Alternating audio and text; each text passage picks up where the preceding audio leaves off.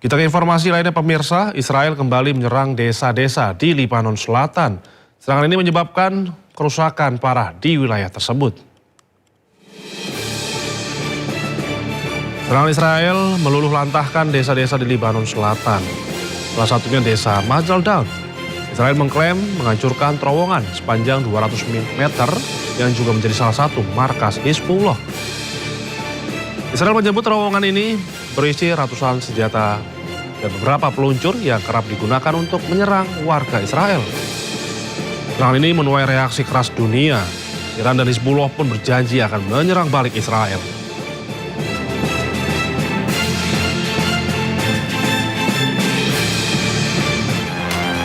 Sementara itu, sebuah rekaman menunjukkan infrastruktur bawah tanah milik Hamas di Deir al-Balah dalam serangan tentara Israel.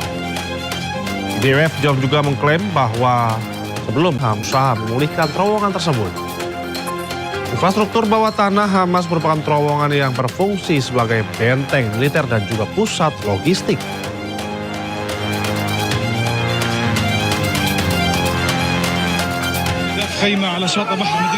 Warga dan tim medis menyisir korban dampak serangan udara Israel di pengungsian di Khan Yunis, Palestina. Pada serangan udara Zionis Israel, 2 orang tewas, salah satunya anggota Hamas. Tim medis juga mengevakuasi sebanyak 20 korban luka akibat serangan udara Zionis Israel.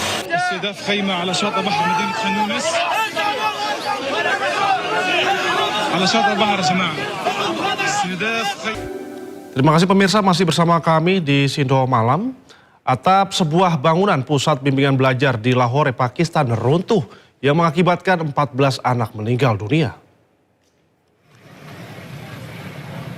Sebuah tragedi kemanusiaan memilukan melanda wilayah Kana di kota Lahore setelah atap sebuah pusat bimbingan belajar runtuh seketika dan menewaskan sebanyak 14 orang anak.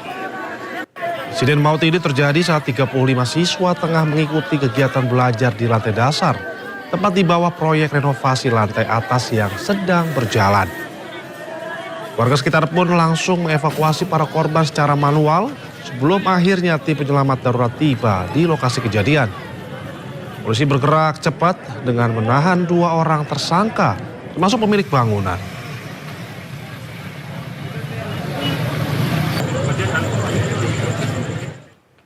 Ya pemirsa, pencarian ataupun operasi pencarian dan juga penyelamatan di pusat kota Athena setelah sebuah blok apartemen 4 lantai runtuh.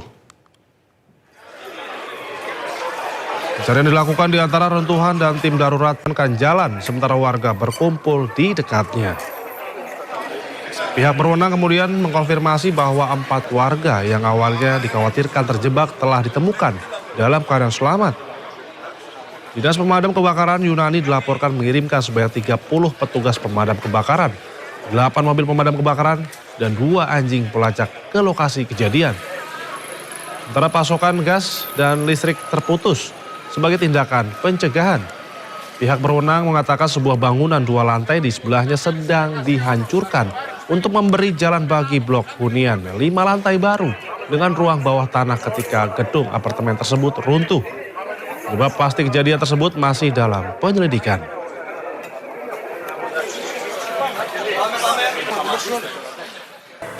Sementara itu pemirsa, tim medis RSHS Bandung masih fokus menyembuhkan infeksi pada YTR, korban penyekapan Taufik Hidayat. Terdapat fakta baru, Taufik Hidayat sebelumnya beberapa kali berusaha menemui Dedi Mulyadi untuk menyerahkan diri sebelum ditangkap.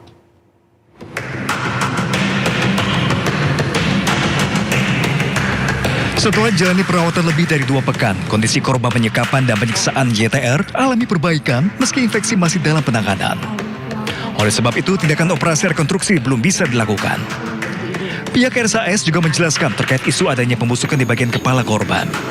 Rumah Sakit Hasan Sadikin Bandung menyebutkan, infeksi yang terlalu lama dapat menyebabkan sepsis, yaitu kondisi darurat medis yang mengancam jiwa. Tim medis RSHS menargetkan memulai tahap rekonstruksi pada minggu ketiga jika kondisi infeksi korban sudah mereda. Selama lagi fokus untuk meredakan infeksinya ya, 2 minggu ini sudah ada perbaikan tapi belum sempurna.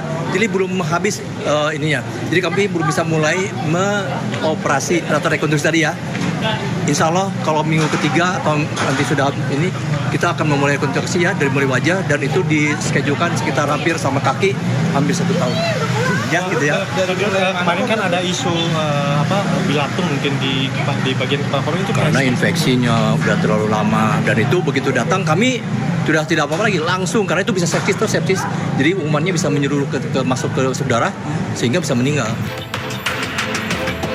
Fakta terbaru, sebelum ditangkap dari rekaman CCTV, pelaku penyekapan Taufik Hidayat ternyata pernah mendatangi gedung Pakuan pukul 4 dini hari. Taufik datang menggunakan helm dan masker menemui petugas jaga, namun ditolak petugas keamanan. Tidak hanya ke gedung Pakuan, Taufik juga diketahui datang ke lembur Pakuan hingga Cikawung. Jadi Taufik Hidayat sempat datang ke gedung Pakuan jam 4 dini hari, menemui pos jaga, dan dia ngomong pakai helm, pakai masker, saya ingin ketemu Pak Gubernur, saya mau di penjara tapi ada hal yang harus saya sampaikan dulu. Ya, jadi itu, dan CCTV-nya ada. Jadi memang dia mencari, dan dia juga berusaha untuk datang ke lembur Pakuan. Sampai di Cikawung, yang nganternya nggak berani karena takut di jalan dilihat oleh orang, ketahuan sama orang, digebukin.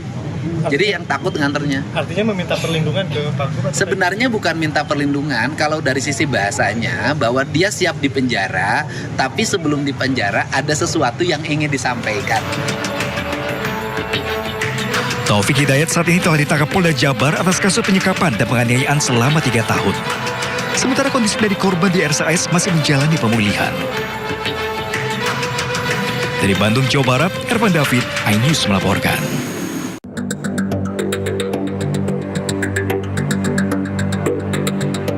Sebuah mobil truk menabrak sepeda motor saat menerobos lampu merah di Kabupaten Bekasi, Jawa Barat. Mobil truk yang dikendarai sopir melaju kencang hingga menerobos lampu merah dan menabrak pengendara sepeda motor saat dilaju lampu hijau. Kedua korban terpental hingga mengalami luka cukup serius, dilarikan ke Rumah Sakit Mitra Keluarga Delta Mas, sedangkan kondisi motor korban mengalami rusak parah. Korban pada saat ini dirawat di Rumah Sakit Mitra Keluarga Delta Mas.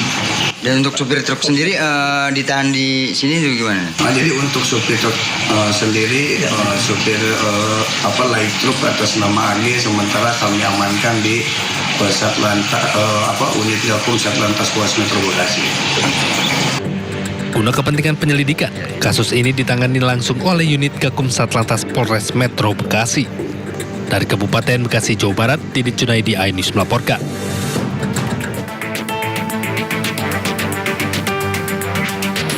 Asap tebal membumbung tinggi dari gunungan sampah yang terbakar di TPA Jatiwaringin, Kecamatan Mauk, Kabupaten Tangerang, Banten. Tebalnya asap membuat aktivitas pekerja dan pemrosesan sampah dihentikan sementara. Aktivitas jumlah warga yang bermukim tak jauh dari area TPA Jatiwaringin juga terganggu. 9 unit mobil damkar dikerahkan untuk memadamkan dan melokalisir api agar tidak semakin meluas. Sedikitnya luas gunungan sampah yang terbakar mencapai 2 hektar. Diduga peristiwa ini terjadi akibat cuaca panas. Dugaan saya seperti itu, dari cuaca panas kan, kemudian awalnya di belakang sana itu, dan angin yang besar itu, jadi yang cepat penyebarannya, itu hembusan angin. Hingga Rabu dini hari, proses pemadaman masih terus berlangsung. Titik api yang berada di dalam gunungan sampah sulit diakses petugas damkar. Pemerintah Kabupaten Tangerang rencananya akan mengerahkan helikopter BNPB untuk upaya pemadaman. Selain itu, warga di sekitar TPA Jatiwaringin juga akan segera dievakuasi. Dari Kabupaten Tangerang, Banten, Aimarani, iNews melaporkan.